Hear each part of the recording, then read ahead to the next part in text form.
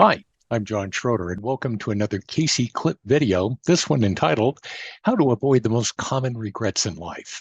So you can see from the pictures in the front that we have depicted what is or where this information came from. It was an article on MSN.com that was dealing with the top 5 regrets that people express when they're on their deathbed. So you can see that in the lower left, you have the gentleman reflecting on his life. In the upper right, a elderly female doing the same, and then there's a couple doing the same in the lower right there. So you get the idea of what we're trying to deal with is not just identifying the regrets, but also how to overcome them in the future.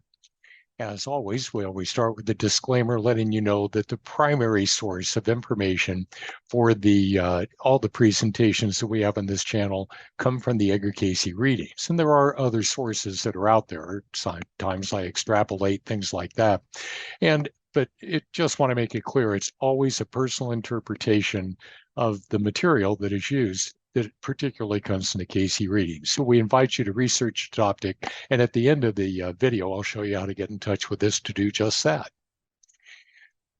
I always like to start with an agenda for the presentation, so I'll just go ahead and identify the top 5 regrets, not necessarily in this order, but I'll get to that. But deal with the top 5 requests to be able to say, these are the ones that we're going to talk about. How could you avoid it in the future or in a future life if it's too late now? Number 1, I wish that I had let myself be happier. The second is, I wish I had stayed in touch with my friends. The third is, I wish I had the courage to express my feelings. The fourth, I wish I hadn't worked so hard. And the fifth, I wish I'd had the courage to live a life true to myself, not the life expected of me. So let's start with the first one. Again, all of these images come from Chat GPT 4.0. So you can see in the lower left and the upper right in the lower right corners depictions according to Chat GPT when I said, okay, show me an elderly couple with a happier life, and then showed younger lifetimes that kind of led to that, from the ladies at the top on the right and the gentleman in the bottom on the right, showing how you maintain a healthy, happy lifestyle when you're leading up to what's in the lower left, where you continue to be happy. I guess the most important part of this is people are obviously coming up with a regret, saying that they're not happy. They've gone through their whole life and they wish that they had been happier because of the choices they made. I just want to make it clear that God always wants us to be happy. And that includes even when we're not perfect. That includes when we're here on the earth, because I think sometimes we feel like we only want to be happy, or God only intends for us to be happy when we're on that straight and narrow path out there. I have to disagree with that. As a matter of fact, there's something in the Cayce readings that goes along with 2 Peter 3:9, where he says that God is unwilling that any soul should perish. And Cayce adds on to that, nor be sad or discouraged. So, in other words, we're not supposed to be sad or unhappy or even discouraged. God wants us to be happy even when we're apart from our Father, our Creator. So if we feel like we don't deserve to be happy because we're not perfect, the problem is that's kind of a self-fulfilling prophecy. If we think we don't deserve to be happy, we figure out ways to make sure that that happens, whether it's events that we draw into our lives or how we interpret the things that are happening to us, or maybe even misconstrue what's occurring that's supposed to be a happy event and doesn't wind up being that way. So the bottom line to this, and we'll go into it in more detail as the video goes on, is to find the right balance for yourself in body, mind, and spirit. And that allows the joy to show through in all aspects of your life.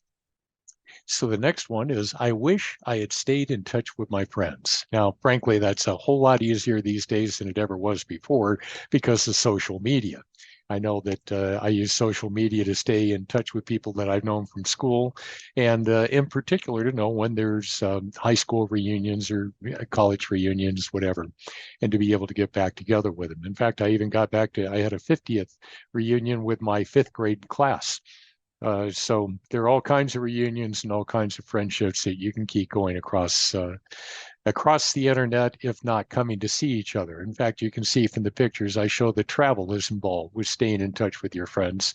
And then you show that in the lower left and lower right corners, you can do it through social media, through personal contact. But the important thing is not only to make an effort to stay in touch with the people that from your past, but to make sure that you particularly pay attention to the people who share your beliefs and the reasons for why we are alive.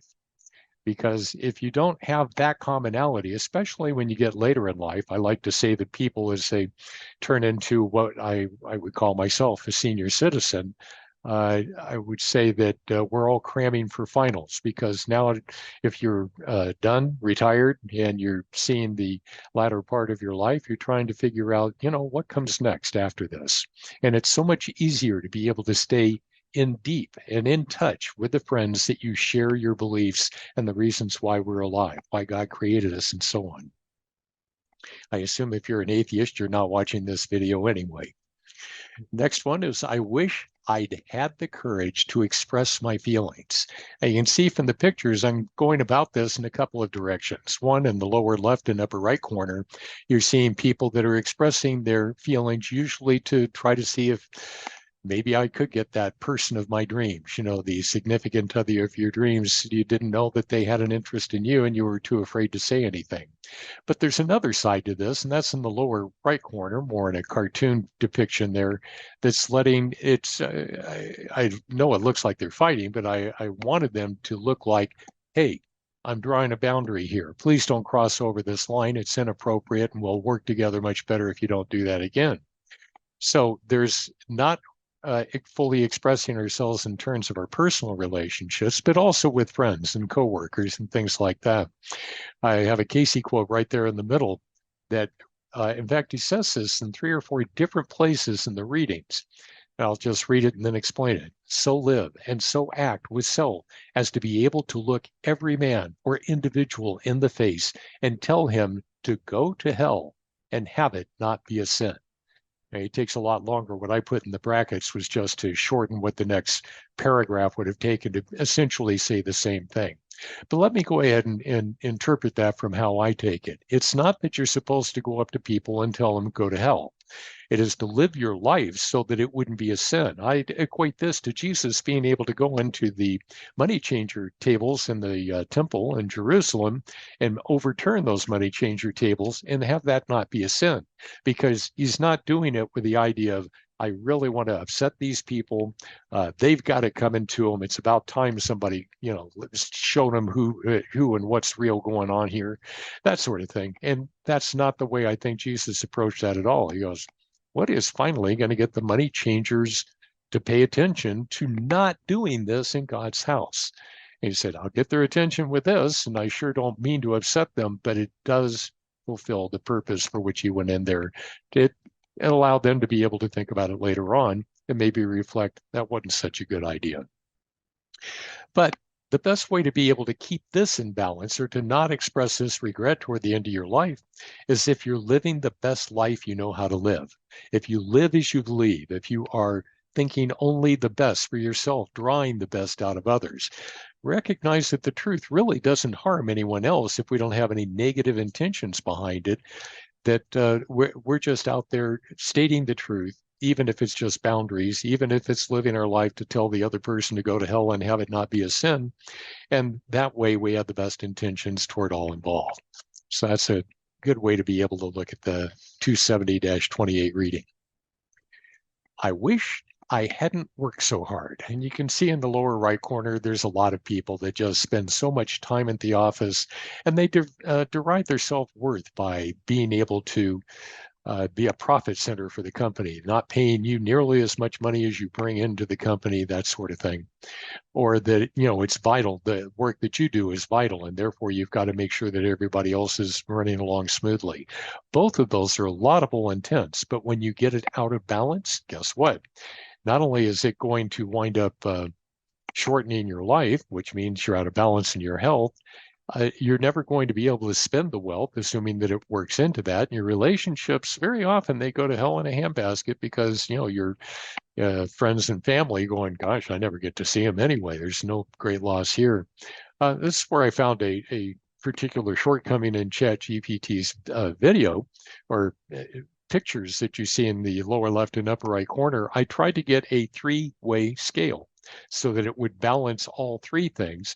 If you look in the lower right, you can see wealth is one of the things, but I was trying to show health and relationships in two other trays instead of the one on the right, with the caduceus for being your health and the heart being for your relationships. It wouldn't give me three trays no matter how many times I typed that in there. And I was trying the same thing with the upper right corner. So if you've never messed with ChatGPT 4.0 or just artificial intelligence and creating images, maybe we can all learn together as I start doing this along the way. Next up is, I wish I'd had the courage to live a life true to myself and not the life others expected of me. Now, I told you I didn't necessarily do these in the same order. In fact, this is the number one regret of the top 5 that were listed there. So this is the one that most people say that they have run into along the way. Now, if you look at the characters, depictions in the pictures in the lower left and the upper right, I'm showing people that were trying to earn a living according to what really brings them joy. The guy in the lower left is a visual artist, and the guy in the upper right is a musician. And they're out there, and okay, he's got a lot of coins in the case, but I bet most people make more money than that inside of a day or so. If you were to add it all up, it might be $20 or something. So it really doesn't necessarily pay. And that seems like the world is not fulfilling, giving us, allowing us to be able to make a living according to what brings us the greatest joy. What I want to point out is more or less what's in the lower right corner. And frankly, my wife is a very good example of this, because she was like the one in the lower left corner. And that is that you wind up having she is an excellent artist, and she spent several years trying to make a living out of being an artist. She had lots of jobs that would do that, but none of them really paid her what she was worth. And so that was bringing her a great deal of frustration and feeling like, well, the world should be able to open itself up so that I can make a living like that. Well, that last paragraph up there really made the difference for her. The world doesn't owe us a living doing what we enjoy, but we will prosper and be happy doing what brings us fulfillment while filling the needs of others. So she finally said, okay, I'll go to work in a regular job. And she got a job as a receptionist at an art college. And so she got to see and know everybody there. And she was the one handling the phones as the calls came in and all that. And they found out who she was, how capable she was. And within 6 months, she was the personal assistant to the president of the school. And from there, she went on to become the registrar of the school. And from there, she was promoted to a corporate level in which they had 50 or 60 schools, in which she was teaching all the registrars of each one of those schools how to be a better registrar. And she continues to this day to fulfill that role. And what is that role? It winds up not only being able to teach other registrars how to do what they do better, but it's helping students to be able to have a smoother time and being able to handle all of their curriculum, what classes to take next, how do they get their diploma, how do they get entered, and how much credit gets transferred in from another school. All of those things are things that she helps with in order to be able to draw the best out of others. And frankly, she says one of the things she enjoys the most is being able to go through and clicking that last tick mark that graduates them, because she's had people that were well past retirement age that she's been able to help them get their high school diploma by making sure all the everything's ducks are in a row, so to speak. So the world doesn't owe us a living doing what we enjoy most. We have to find what brings the best out of us. And that allows us to prosper once we wind up filling the needs of others and the things that help to draw the best out of them. That winds up being the last of the regrets there. I hope it kind of helps you to assess your own position in life and how to be able to make the most out of it and not have any regrets. If you'd like to contact us with any questions about this, or people often ask for a PDF copy of this presentation, you can email that request to Edgar Cayce, AZ, like Arizona, Edgar Cayce, Arizona, at gmail.com. And thank you for joining us. And don't forget, God loves you with an everlasting love.